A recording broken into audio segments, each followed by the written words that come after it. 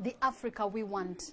Under the Agenda 2063, there's an aspiration of Africa being a global player and partner. Maybe in the next few minutes, we'll find out how Africa can be able to achieve that. And with me on the set is Zimbabwean Minister of Tourism and Hospitality Industry, Honorable Dr. Walter Mzembi. And also, he is the candidate. Okay, he is a candidate for the UNWTO Secretary General position that falls vacant in 2017. It's a pleasure to have you here with us. Thank you, dear sister.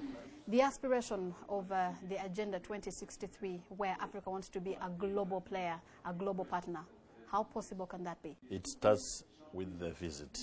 It starts with travel. It starts with the tourist. And if you trace the history of the colonization of the globe, it started with actually the visit. It is the visit that then translated into business and investment and trade decisions. And we are now back to the second renaissance of Africa. And purely it will be driven by travel. There are only two revolutions of our contemporary times, is travel and IT, with both of them assisting each other. And to the extent that in 1950 there were only 25 million travelers around the globe. Today, 1.2 billion travelers. I'm yet to see any sector in the world that can rival that kind of exponential potential and growth. So the renaissance of Africa, the Africa we want, will begin with that journey, that exploratory journey, be it for leisure, be it for business, be it for religious purposes. When people reach destinations, they move to the next level of assessing trade opportunities, of assessing investment, but it starts with that journey, that visit, that exploratory sojourn that we as Africans must make in the first instance by visiting each other. Okay. And secondly, admitting visitors. Thank you so much for raising something like that. You realize that most of the Africans, those who are actually even middle-income earners, do not know their next city or even their neighboring country. How do you think that can be achieved when we are still struggling amongst our own African countries? We must inaugurate, within the context of Agenda 2063, a Visit Africa campaign. And our leadership, our heads of states, ourselves as leaders, ministers, must provide that leadership in sending the message of charity begins at home, knowing Africa first before we begin to appreciate the world. So a Visit Africa campaign, what it would simply do in the first instance is to localize cash flow. Africa is a net negative travel balance. We have more people traveling out of Africa to other destinations, spending our hard-earned income on European and American destinations before we actually localize and circulate the cash flow within the continent. We currently receiving 53 million international arrivals. When I say Africa is a net negative travel balance, it means there are more than 53 million people that are going out there to plant and deposit our wealth outside the continent. We should circulate that income first. Stop you there before we talk about the unequal growth and performance of both Africa and Europe and all that. I know that's going to be falling under your manifesto, but you've expressed intent to vie for the presidency, for the Secretary General position of the UNWTO position, and it falls vacant in 2017. Why do you think the world should trust you for that key global position? Well, first and foremost, I'm a natural marketer. I have a disposition for marketing. And I did not just start it in this peace-loving and happiness-loving sector that we call tourism. I started in engineering marketing, me being an engineer myself. I'm a fellow of the Zimbabwean Institution of Engineers. So selling engineering products is the most difficult of all propositions. Yep. And drifting into tourism, the nice stuff, obviously has been a natural forte. But that notwithstanding, I come from a background of a country called Zimbabwe, which everybody had written off at some stage. And this is why I'm also very happy to be in Rwanda, because you share the same history of adversity. I've been able to demonstrate how to turn adversity into opportunity in the same manner that Rwanda has done. 10 years ago I was here, it wasn't like this. Yep. It was all gloom, but they've been able to use that negative vibe, to use that market awareness and consciousness of who Rwanda is, who Zimbabwe is, to move to the next level of securing opportunities for your destination. That's That's what I've done Okay. with Zimbabwe from 2009, raising revenue profiles from just a mere 200 million, arising out of the decimation of the brand through sanctions that had been imposed on Zimbabwe, to what it is now, a $1 billion economy. And I'm signposting going forward a $5 billion tourism economy by year 2020 for Zimbabwe. That's remarkable progress, Doctor. Sure. But you're talking about just one country. We're now talking about the globe, the entire Yeah, absolutely. globe. But putting all the countries together. a journey of a mile begins with a small step. Okay. If you are not able to convince the world that you have been able to turn that adversity into an opportunity in your own backyard, you can't be a valuable proposition for the continent. But at continental level, I'm now in my second term serving Africa as its chairperson for the Commission for Africa. And I've been able to bring to the awareness of the African Union the fact that they'd actually evidently missed travel and tourism in Agenda 2063. And one wonders how it was going to be translated without capturing the revolution of our contemporary times, which is travel. Travel today generates 1.5 trillion in direct income, which we treat as exports in the tourism sector. It generates 288 million jobs. It is 6% of the world's exports, 30% of services in terms of exports in the globe, 1.2 billion arrivals. And yet Africa's market share is just a mere 3% of these statistics. And Africa now requires an advocate. It requires apostasy. It requires a champion who can begin to bring this potential to the fore of our leadership to say, hey, something is wrong. How can we reverse this trend? We reverse it first and foremost by dealing with the brand Africa construction, because our brand is largely misunderstood. Yes. We are a destination of 54 countries, a conglomerate of 54 countries that are sometimes and so oftenly treated as a contiguous destination. Yeah.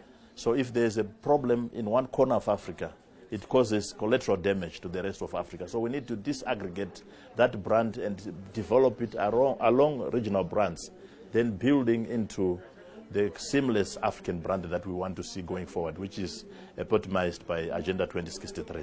Doctor, you're here at AU and you're here to get an endorsement from the AU Commission. Why do you think this is important? And do you think by any chance, since the tourism aspect was missed out in 2063, you can be able to... I've basically rescued the situation after getting a mandate from African tourism ministers to rescue that situation. And I can assure you now that it's all busy within the Commission Secretariat in the authoring of a continental tourism policy. In Brand Africa Construction, we were in Ghana recently under the patronage of President Madramani of Ghana, developing this African brand and how best we can go forward with it. We are now talking about Cape to Cairo Schengen visas going forward, opening up of Africa, which is symbolized by the adoption of an African passport here during this summit. We are now talking about the translation of Agenda 2063 into creating the attractiveness of Africa. The Yamoussoukro Declaration, which prescribes open skies, open border policies, granting 50-degree freedom rights to airline operators. And I'm happy that here in Rwanda, where I am during this visit, I've been able to pay a courtesy call on Rwanda Air. And we agreed that we must connect Kigali to Lusaka, to Harare. We must connect Harare to Kigali, to Guangzhou, Kigali, to Harare, back to the United Kingdom. And this is the connectivity that is missing in Africa. We don't want to go to France in order to go to Cameroon first in the next stage. We must be connected directly and internally and efficiently distribute African tourism. Doctor, do you expect to tie the support from AU as far as your vie at the UNWTO is concerned? Well, there's been a lot of consensus in Africa out of a realization that divided we fall, united we stand. Yeah. So back at SADC, as soon as I expressed ambition for this position, and by virtue of my also being the longest serving African tourism minister, there was a natural deferment and a natural support for my candidature, which resulted in SADC adopting me as its candidate. And we've transferred that goodwill to the AU, and I'm happy that the day before yesterday, I appeared before the Committee for Candidates for International Systems, and I was the only candidate from Africa, meaning that there's been respect from my colleagues to give me a head start and a chance to create unanimity out of my candidature, which will then compete with any emerging candidate from other parts of the globe. But I can assure you that we will be a serious contender for this position. Since the establishment of UNWTO back in 1974, we've never had any candidate from Africa. No candidate has been fielded from Africa. No candidate has filled that position. Is it because no African was capable? Because of the level, well, because of the level of consciousness of what tourism and travel could do for the continent, to the extent that we've been able to raise during my tenure at the Commission this iniquity of Africa actually just partaking only 3% of global tourism performance, going at 1.5 trillion today. It has raised that consciousness amongst my colleagues that we must sponsor at least one candidate to begin to reverse this trend. Because when we are there, we're in the cockpit of global tourism, we are able to place the agenda in terms of what really is afflicting our destination. And there are issues mainly related to perception, to connectivity, to destination accessibility, and we need to deal with those. And to the extent that there will be an African there, I think Africa itself will begin to understand statistically what we can do with this sector. Now we can draw on a few highlights maybe of your manifesto. You've repeatedly talked about tourism, and from my understanding it seems to be a huge and economic lifeline of Africa. But according to latest figures, and to be precise, Global Tourism Barometer, Africa registered a decline in arrivals performance at -3%. What approaches do you intend to apply to ensure that you deal with this unequal growth and performance? Well, we were doing well as Africa until the Ebola crisis. Now, when that pandemic broke out in West Africa, Europe, which was actually at the doorstep of that scourge, did not suffer this contagion effect. Sub-Saharan Africa, where I'm coming from, where we are all located, suffered more from contagion effect of Ebola, meaning that we have to address issues relating to brand Africa, to disaggregate the brand, starting with the development of attractive national brands. And in nation branding, there are 6 pillars. Unfortunately, we tend to think that branding just relates to tourism. But there's governance, which we must package properly. There's the issue of investment and migration, which relates to ease to do business and business attractiveness and competitiveness, and also openness of the destination under that pillar. There is the area of arts, culture and heritage, how we can position Africa with its cultural diversity as an attractive proposition to international source markets. The aspect of expos, which is being dealt by this conference and previous summits, how we can extract value out of our raw materials, industrialize to the extent where we don't push out our raw materials and primary products without any form of branding. Because when you read a product which says made in England, it means England is present here in our consuming mindsets. So Africa has been pushing virtually 90% of its primary products and raw materials without any form of patenting or brand recognition. And therefore exports are a major pillar of creating brand awareness going forward. But it is the people of Africa who now represent the greatest opportunity for the rebranding of Africa. By year 2050, Africa's population would have doubled, but not doubling with an aged population, doubling with the youth dividend, a young population. So it will be the most attractive proposition globally when you compare us to India and China in terms of market options, in terms of a young ICT-driven and compliant population. And we must position ourselves as such. How many people know, for example, that Zimbabwe is the most literate country in Africa? How can we leverage with that going forward to present the next stage beyond literacy is skills development and take advantage of the 85 million jobs that are going to be exported from China as China seeks to create jobs closer to the raw material sources like Africa? How do we translate that education in Africa, that ICT skills development base in Rwanda to the next level that aligns itself to technological transfer in order to unlock the full potential of Africa. Dr. Mzembi, very good you have been at the helm of the Commission in Africa. Okay, what are some of the achievements you can leverage on that can give you a better positioning or a better play, okay, when it comes to that position globally? Well, we want to connect Africa to the world, but my vision going forward of a UNWTO is one that seeks to establish universal membership. In other words, I don't believe that we should pursue exclusionary policies, as is currently the case where we have countries that have opted out of the institution. The United States is not inside the UNWTO. So is the UK, so is Canada, so is Australia. But today we are now beset with problems that require inclusivity, and it is tourism and security.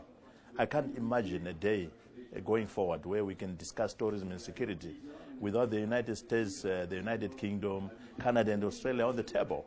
So equally, within the African continent itself, we must drive absolute inclusivity. We don't want any countries stepping outside international organizations that are related to travel and tourism, because then we miss the opportunity. And I will be driving the issue of inclusivity. But second to that, aligning the tourism agenda to the SDGs, because tourism is a developmental sector, and this is why we've positioned it for next year through the United Nations as the International Year of Sustainable Tourism for Development. We want to develop, but we want to develop in a sustainable manner. So SDG number 8, 12, and 14 speak directly to tourism. But we want to make sure that as we develop the global tourism, there's an alignment to conversation that is taking place elsewhere within the UN system to our own agenda in global tourism, which is growth with equity. We don't want global tourism that leaves others behind, that pushes other countries ahead of the rest. And we want equitability. Finally, I'm given a notification that my time is up. But finally, how would you rate your possibility to assume the position? Well, with Africa in the bag, as it seems now, with the endorsement, I'm moving to the next level now of charming the world. And we have a proposition for each region. I have a proposition for Latin America, the issues that are besetting them. We want to see an America's region that is not driven with the politics that relate to erection of walls. We want to pull down the walls so that there's seamless product development of the Americas. The natural disasters are also a feature in the Americas. Earthquakes, recently we had earthquakes in that region. We want to include in the definition of insecurity natural disasters.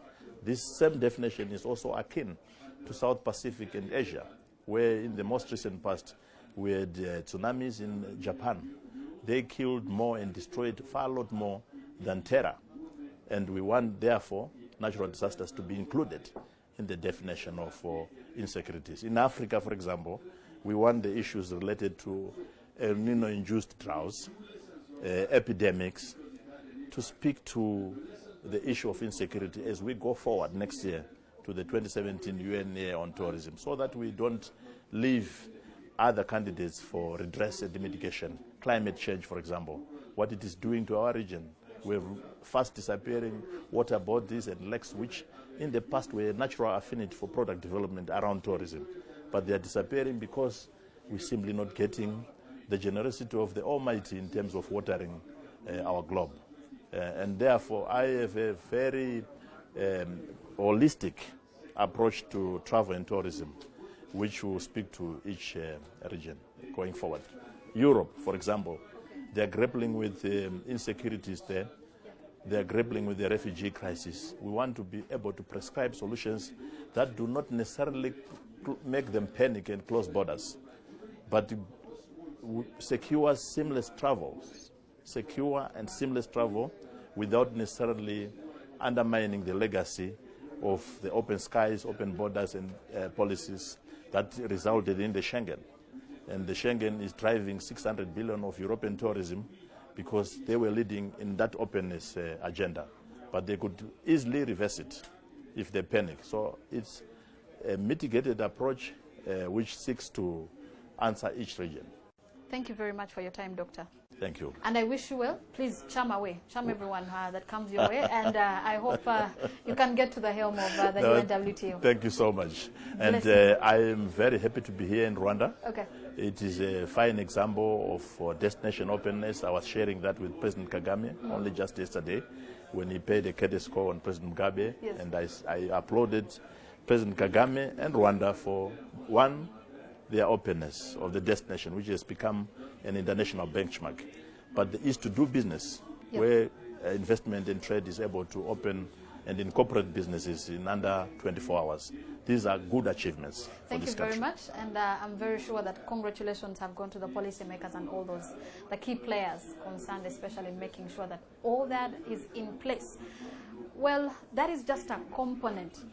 His candidature or his vie for that position is just a component of the key element of the Agenda 2063, where Africa wants to be an influential global player and partner. Thanks a lot for watching. I'm Ime Moleka Tete. Be well and be blessed.